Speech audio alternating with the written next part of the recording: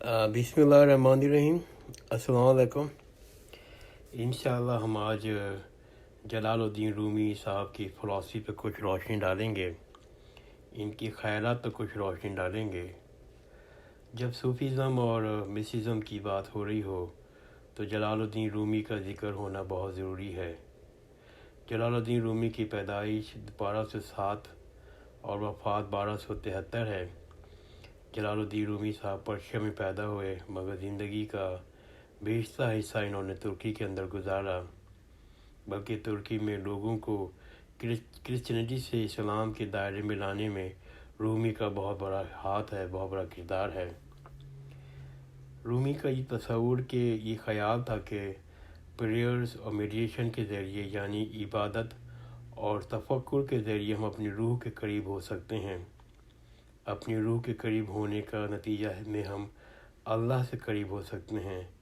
بلکہ جلال الدین رومی کہا کہتے تھے کہ جب وہ بھی اپنی روح کے قریب ہوتے ہیں تو وہ اپنے آپ کو خدا کے قریب محسوس کرتے ہیں. رومی اپنے خیالات اکثر و بیشتر شاعری کے ذریعے پیش کرتے تھے اور شاعری کو موسیقی کے ساتھ جوڑتے تھے اور موسیقی کو رقص کے ساتھ جوڑتے تھے. شاید آپ نے ورلی درویش کو سنا ہوگا، دیکھا ہوگا. یہ ترکی کے اندر ایک گول گول ایک خاص انداز سے جو گھومتے ہیں، یہ ورلی درویشز ہیں جو بنیادی طور پر جلال الدین رومی کی خیالات سے، ان کی فلسفی سے بہت متاثر ہیں.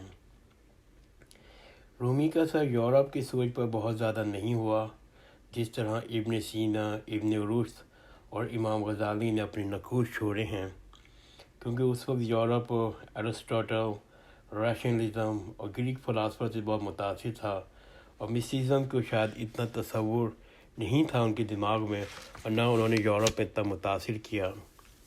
جبکہ امام غزالی نے پرشیا، ترکی اور مڈل ایسٹ کے اندر اپنے نقوش چھوڑے، بہت متاثر کیا. اور ایسٹرن فلاسفی جو ہے، اور ایسٹرن فلاسفر جو مسلم فلاسفر جو ہیں، وہ امام غزالی کی فلاسفی سے بہت متاثر ہیں. جن میں جو بڑے بڑے نام ہیں ان میں علامہ اقبال صاحب ہیں، شاہ ولی اللہ دہلوی ہیں، اس کے علاوہ امیر خسرو، سلطان باہو، شہباز قلندر، سچر سرمد، بھولے شاہ. ایک لمبی لسٹ ہے جن کے نظام الدین اولیاء، ایک لمبی لسٹ ہے جن کو رومی نے اپنی فلسفی کے ذریعے، اپنے تھاٹ کے ذریعے بہت متاثر کیا. رومی کا تصور یہ تھا کہ اس مادی دنیا میں ہر چیز فانی ہے، ہر چیز تبدیلی کے عمل میں ہے. Every thing is flows. جس طرح ایرسٹوٹل نے کہا تھا کہ پینٹیریا، اسی طرح رومی کہتے تھے سب چیزیں مسلسل تبدیلی کے عمل میں ہیں. صرف ایک ہستی ایسی ہے جس کے اندر تبدیلی نہیں ہے، وہ ہمیشہ قائم ہے، ہمیشہ تھی، ہمیشہ ہی رہے گی. وہ ہے اللہ تعالیٰ کی ذات. انسان بھی اس فانی سلسلے کی کڑی ہے. انسان نے بھی زندہ ہونا ہے، پھر مر جانا ہے. انسان بھی فانی ہے، انسان کو بھی ختم ہو جانا ہے. انسان نے بھی اس مادی دنیا کا حصہ بن جانا ہے. جو ہڈی اور ماس آج ایک انسان کو بناتی ہیں، وہ کل اسی کائنات کا کوئی اور حصہ بن جائیں گی. رومی کہتے ہیں کہ ماضی مستقبل کا جو تسلسل ہے، اس میں صرف ایک چھوٹا سا لمحہ جو ہے وہ کسی بھی انسان کی زندگی ہے. اس لمحے، اس فانی لمحے کے اندر انسان خود جو ہے اس تبدیلی کے، اس مسلسل تبدیلی کے تسلسل کا ایک حصہ بن جاتا ہے. رومی کہتے ہیں ہمیں موت سے نہیں گھبرانا چاہیے، کیونکہ جو موت جو ہے زندگی کی ناگزیر حصہ ہے.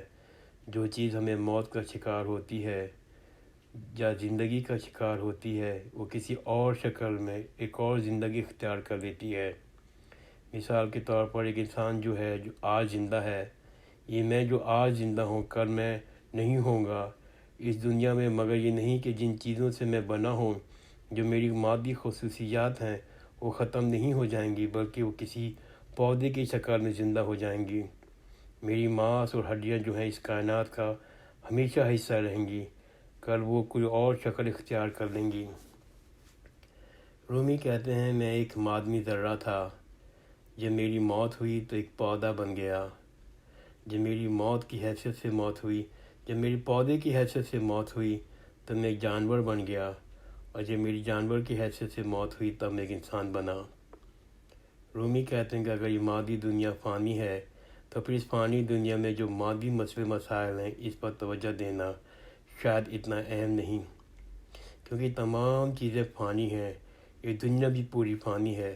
تو فانی چیزوں پر توجہ دینے کے بجائے کوشش یہ کرنی چاہیے کہ اس چیز پر توجہ دی جائے جو ہمیشہ تھی، ہمیشہ رہے گی، یعنی کہ روح، اپنی روح پر، تاکہ وہ خدا کے قریب آ جائیں، یعنی اپنی اسپریچول پہلو کے اوپر اپنی روحانی پہلو کے قریب آ جائیں۔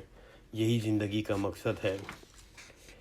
وہ جو طریقہ بتاتے ہیں اپنی روح کے قریب ہو جانے کا، اس طریقے کو وہ یہ نہیں کہتے کہ ہم عقل کے ذریعے، عقل کی قوت کے ذریعے استعمال کریں، ہم منطق کی قوت کو استعمال کریں، بلکہ ہمیں ایموشن کی پاور کو استعمال کرنا چاہیے، ہمیں اپنی روحانی قوت کو استعمال کرنا چاہیے، ہمیں اپنے اندر وہ احساس پیدا کرنا ہوگا۔ اس احساس کے ساتھ وہ احساس کس طرح سے اجاگر ہو سکتا ہے؟ رومی کہتے ہیں وہ احساس موسیقی کے ذریعے، شاعری کے ذریعے، ڈانس کے ذریعے، رقص کے ذریعے اجاگر ہو سکتا ہے۔ یہ وہ چیزیں ہیں جو کسی انسان کو روح کو اجاگر کر سکتی ہیں، اور روح کو اجاگر کرنے کے نتیجے میں، احساسات کو اجاگر کرنے کے نتیجے میں ہمیں اس روحانی دنیا کے قریب پہنچا سکتی ہیں۔ جو نتیجہ یہ ہوا کہ عقل کے راستے کو چھوڑ کر ہمیں ذکر کا راستہ اپنانا چاہیے۔ ذکر کے ذریعے ہم جو ہیں اس روحانی قوت کے قریب آ سکتے ہیں۔ امام غزالی اس بارے میں دوسرا نقطہ نظر رکھتے ہیں۔ وہ کہتے ہیں کہ صوفیزم، مسیزم تصوف سے آئی ہے، جس کا مطلب ہے کہ دل کی پاکیزگی ہم کو اللہ کے قریب اس وقت تک نہیں لا سکتی جب تک ہم اپنے دل کو اللہ کے ذکر سے، اللہ کے احکامات کے ماننے سے، اس پر عمل کرنے سے، دوسری دنیاوی بیماریاں جس میں دنیا سے بہت محبت، دنیا کی چیزوں سے جلن، حسد، بغض، کینہ اور دوسری بیماریوں سے اپنے آپ کو پاک کر لیں۔